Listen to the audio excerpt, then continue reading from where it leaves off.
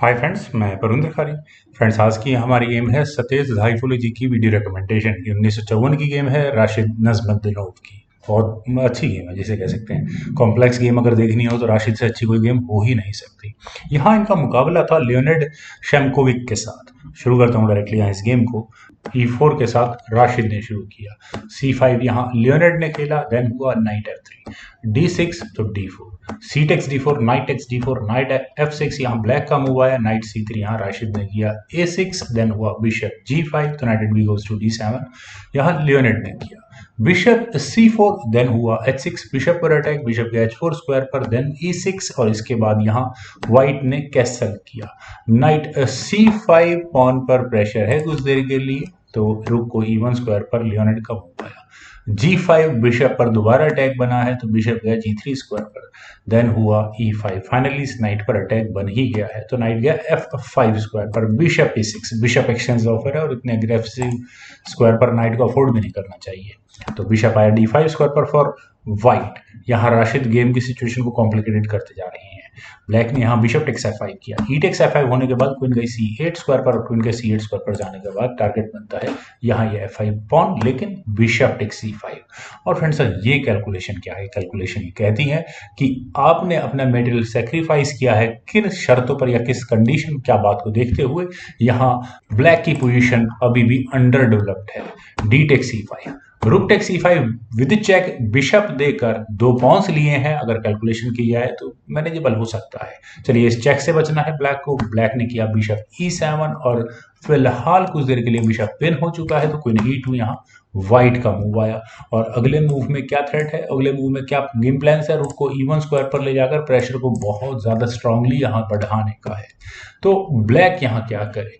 Black I think queen को D8 square पर लेकर जाने के बारे में सीरियसली सोचना चाहिए था। इससे बिशप पर भी डिफेंस होता है, उसके बाद आई थिंक नहीं, उससे नाइट आ जाएगा। ओके, चलिए कोई नहीं। यहाँ पर ब्लैक ने अपनी क्वीन को लिया C7 स्क्वायर पर, देन रुक E1 और प्रेशर यहाँ और ज्यादा बढ़ाया गया इस पॉइंट पर। तो knight at C goes to E4, play aggressively, rook takes E4, knight takes E4, queen takes E4। और फ्रेंड्स, यहाँ इस पॉइंट पर अपना रुक देकर दो नाइट्स ब्लैक के लिए जा चुके हैं।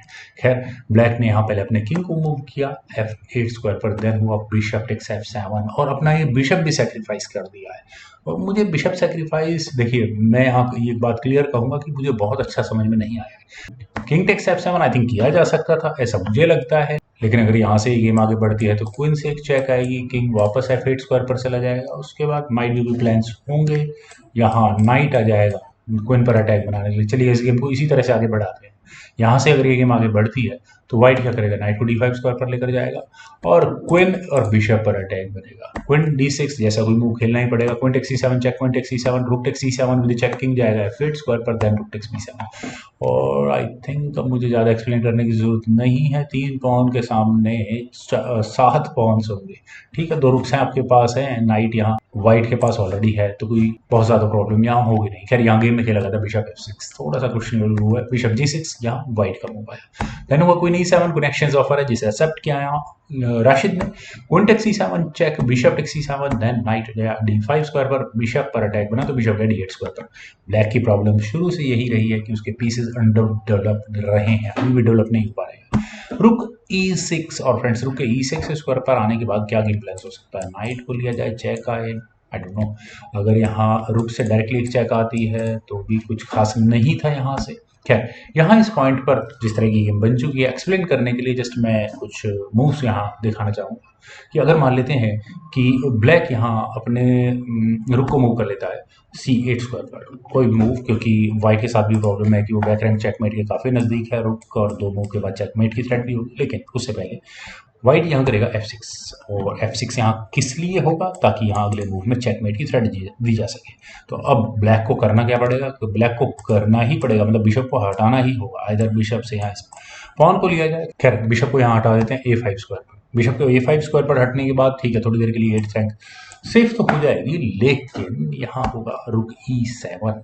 रुक E7 स्क्वायर पर आने के बाद थ्रेट क्या होगी, यहाँ पर चेक्स देने की कुछ थ्रेट्स होंगी। चलिए उनको इवेल्युएट करते हैं। तो अगर क्या करा जाए, ब्लैक के लिए कुछ मूव ऑप्ट करते हैं, व्हाट अबाउट दिस रुक D8। लेकिन अगर यहाँ से गेम आगे बढ़ती है तो रुक F7 चेक। किंग अगर यहाँ किस स्क्वायर पर जाएगा, मेरे ख्याल से चेकमेट के ज़्यादा दूर नहीं रहेगी गेम यहाँ से। खैर किंग जहाँ भी जाएगा, सपोज G8 स्क्वायर पर, तो उसके बाद डायरेक्टली अगले मूव में नाइट से ये चेकमेट होगी यहाँ पर। तो एक मूव पहले चलते हैं, अगर रुक से चेक आती है और तो किंग को ले जाते हैं E8 स्क्वायर पर, लेकिन उसके बावजूद होगा रुक H7 चेक, और फिर वही checkmate kind of a thing होगी। किंग को F8 स्क्वायर पर लेकर जाना होगा, then rook takes H8 and that is also checkmate. तो काफ़ी मैं कहूँगा यहाँ कॉम्प्लिकेशन है। ऐसा नहीं है कि सारे मूव चेकमेट तक जाते हैं, लेकिन मैक्सिमम डैमेज होता है यहाँ अगर उस तरह से ही गेम आगे बढ़ती है। तो खैर यहाँ पर हुआ था किंग G7, इसीलिए शायद किया गया, इस पॉन को आगे पुश करने ही नहीं दिया जाएगा। तो रुक D6, रुक D6 स्क्वायर पर आने के बाद व्हाइट का किंग यहाँ कुछ चेक्स दे सकता है, B7 पॉन को भी ले सकता है। वेल देखते हैं, H5, रुक D7 चेक, किंग है H6 स्क्वायर पर, और इस किंग के लिए अच्छी आउटपोस्ट मैं कहूँगा तैयार हो गया। G4 देन H4, कोई जरूरत नहीं है इतनी डेंजरस सिचुएशन में पॉन्स को एक्सचेंज करने की। देन हुआ बिशप H5, और फ्रेंड्स बिशप का H5 स्क्वायर पर आना बहुत ही गजब का मूव है। क्यों मूव बहुत अच्छा है, देखिए ब्लैक का किंग काफ़ी तक मैं कह सकता हूँ एक्सपोज हो चुका है। रुक C8 यहाँ ब्लैक ने किया, और ब्लैक कुछ फर्क नहीं पड़ेगा, C2 पॉइंट पर ज़्यादा दिक्कत नहीं है। खैर इस पॉइंट पर रुक B7 वॉज एन ऑप्शन। अगर इस तरह से गेम आगे बढ़ती तो सिंपल मैटर एक्सचेंज होगा, जैसे कि मैंने अभी थोड़ी देर पहले कहा था। लेकिन यहाँ खेला गया रुक D6 चेक। रुक के D6 स्क्वायर पर चेक आने के बाद आई थिंक देखते हैं क्या होता है।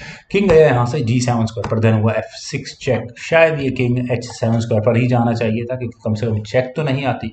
What about this bishop takes, bishop जाता है, उसके बाद नाइट। वेल किंग गया यहाँ से H6 स्क्वायर पर, लेकिन इसके बाद हुआ नाइट E7, और यहाँ इस पॉइंट पर डेफिनेटली नो डाउट लियोनार्ड को करना चाहिए था बिशप टेक्स E7। इस नाइट को, डेंजरस नाइट को एलिमिनेट कर देना चाहिए था। F टेक्स E7 चेक होता, पॉन क्वीन तो प्रमोट नहीं होता, लेकिन हाँ ठीक है बिशप के साथ साथ रुक मैनेज हो सकता था। पॉन्स की लीड यहाँ पर व्हाइट के पास बहुत स्ट्रांग हुई थी। खैर किंग G7 यहाँ पर, अगर यहाँ से ही गेम आगे बढ़ती है तो रुक D7 होता, फिर दोबारा वो डिस्कवर्ड चेक के साथ एक क्वीन प्रमोट करने की कोशिश होती, king F6, rook takes B7। इस तरह से गेम कुछ आगे बढ़ सकती थी, लेकिन यहाँ थोड़ा क्वेश्चनेबल मूव खेला ब्लैक ने। उन्होंने यहाँ अपने रुक को लिया B8 स्क्वायर पर। कोई जरूरत ही नहीं थी इस B7 पॉन को बचाने की, ऑलरेडी बहुत ज़्यादा डैमेज हो चुका है।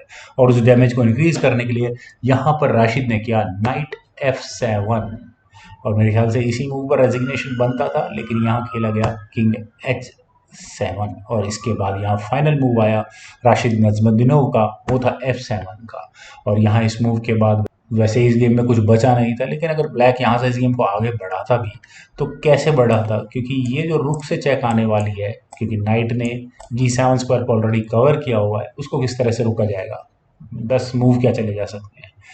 Might be bishop F6, rook takes F6, then B5, then rook H6 check, and that's a beautiful checkmate. Friends क्या गजब की गेम थी। मुझे पूरी उम्मीद है आप सभी लोगों को बहुत ही कॉम्प्लिकेटेड मज़ेदार गेम ज़रूर पसंद आई होगी। तो आप लोग इस वीडियो को लाइक करें, शेयर करें, और मेरे यूट्यूब चैनल चेस गुरु को प्लीज़ सब्सक्राइब ज़रूर करें। आपके कमेंट्स का मुझे बेहद इंतजार रहेगा। Thank you for watching and bye for now.